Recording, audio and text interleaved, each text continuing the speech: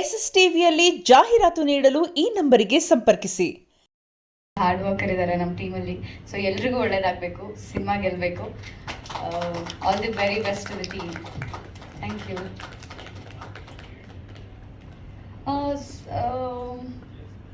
ಮುದ್ದಾಗಿರೋ character, ಯಾರು expect ಮಾಡಿರಲ್ಲ ಈ ಒಂದು ಪಾತ್ರ ಈ ಥರ ತಿರುವು ತಗೊಳುತ್ತೆ ಅಂತ. ಆ ಥರ ಒಂದು ಏನೋ ಒಂದು ಸಸ್ಪೆನ್ಸ್ ಥ್ರಿಲ್ ಇಟ್ಟಿದ್ದಾರೆ ಇದರಲ್ಲಿ.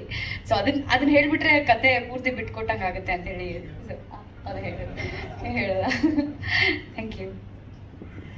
ಸುಧಾ ಬೆಳವಾಡಿ ಮ್ಯಾಮ್, ಫ್ಯಾಮಿಲಿ, ನಿಮ್ಮ ಪಾತ್ರ ಏನು, ನಿಮ್ಮ ಪಾತ್ರದ ವಿಚಾರವಾಗಿ ಹೇಳೋದಾದ್ರೆ?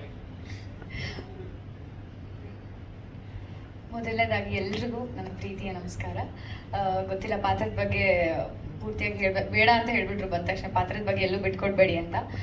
ಆದರೆ ಈ ಕತೆ ಒಂದು ವಿಭಿನ್ನವಾದ ಕತೆ ಅಂತ ಅನ್ನಿಸ್ತು ನನಗೆ. ಮೊದಲು ಕತೆ ಹೇಳಿದಾಗಲೇ ಸರ್ಗೆ ನಾನು ಆಶ್ಚರ್ಯವಾಗಿ ನೋಡ್ತಿದ್ದೆ ಈ ಒಂದು ಪಾತ್ರನ ಅಂತ ಹೇಳಿ. ಯಾಕಂದರೆ ಮುಂಚೆ ನಾನು ಮಾಡಿರೋ ಅಷ್ಟು ಪಾತ್ರಗಳಲ್ಲಿ ಇದು ಒಂದು ವಿಭಿನ್ನತೆ ಹೊಂದಿದೆ ಅಂತ ಹೇಳೋದಕ್ಕೆ ಇಷ್ಟಪಡ್ತೀನಿ. ನನಗೂ ತುಂಬ ಇಷ್ಟ ಆಯಿತು.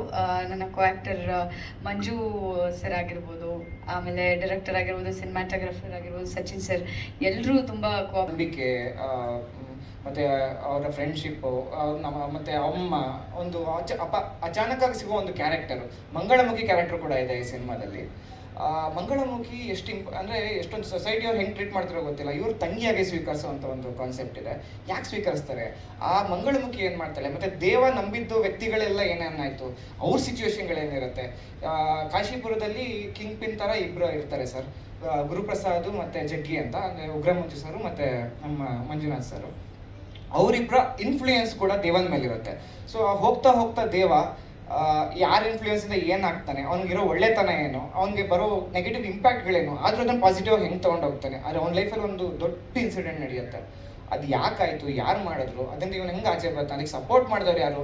ಕೊನೆಯದಾಗ ಹಿಂದೆ ನಿಂತ್ಕೊಂಡು ನೋಡಿದಾಗ 50 ಜನ ಇರ್ಬೋದು, ಕೊನೆಯದಕ್ಕೆ ಕಷ್ಟಪಟ್ಟು ನೋಡಿದಾಗ ನನ್ನ ಪಕ್ಕ ಯಾರಿದ್ದಾರೆ ಅನ್ನೋದು ತುಂಬ ಇಂಪಾರ್ಟೆಂಟ್ ಆಗಿ ಪ್ರತಿಯೊಬ್ಬ ಕ್ಯಾರೆಕ್ಟರ್ಗೆ. ಆ ಕ್ಯಾರೆಕ್ಟರ್ ದೇವ ಆಗಿರ್ತಾನೆ. ಸೊ ಅದು ಸಿನಿಮಾದ ಬೇಸ್ಮೆಂಟ್ ಆಗಿರುತ್ತೆ. ಎಸ್ಎಸ್ ಟಿವಿ, ಸಿನಿಮಾ ಜಗತ್ತಿನ ಕ್ಷಣ ಕ್ಷಣದ ಸುದ್ದಿಯೊಂದಿಗೆ.